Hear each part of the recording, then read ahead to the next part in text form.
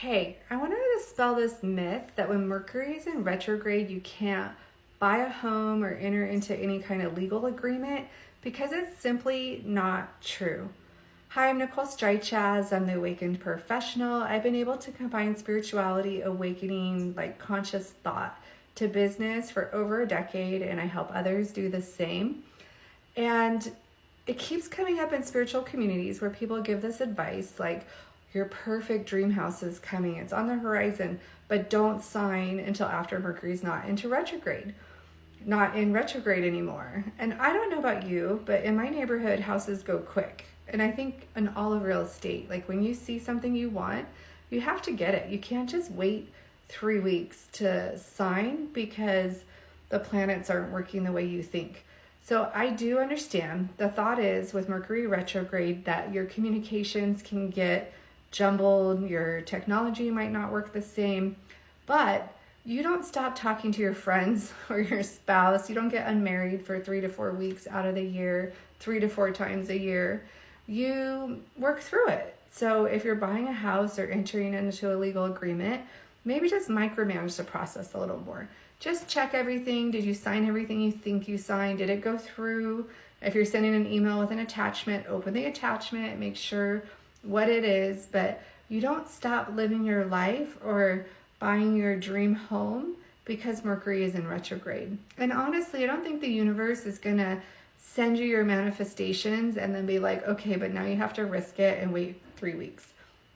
I honestly think you're more likely to lose the opportunity than to have it fall out of escrow because of retrograde. I mean, at least if you take the risk, you have a chance, but if you don't take the risk, you might not have that chance.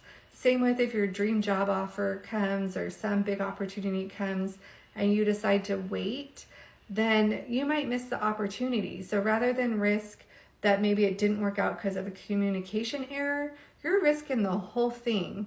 It's much easier to manage your communication and what you can control than like what's happening in the planet. So to run a good business, you need to be able to show up all the time, every day, and follow your intuition, your inner authority.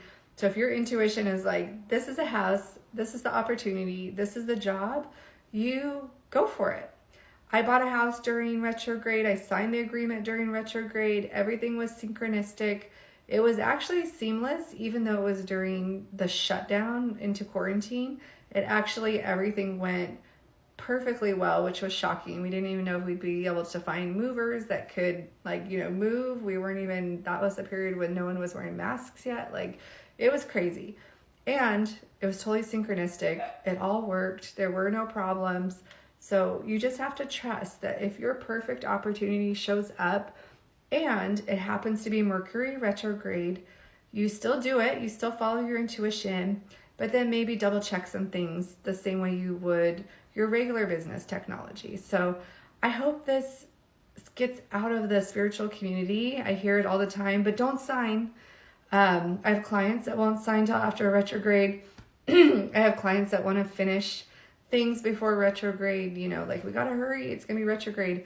And I'm like, no, things are still happening. You're still running a business. You're still operating, but maybe you just double check things a little more, or maybe your computer's a little more annoying than usual. But you can't stop what you're doing 3 to 4 weeks a year, 3 to 4 times a year. And now I hear people talk about the shadow ban before and after. It's just you're a business. You have to run it. You have to take opportunities. The universe isn't going to send you them at the wrong time.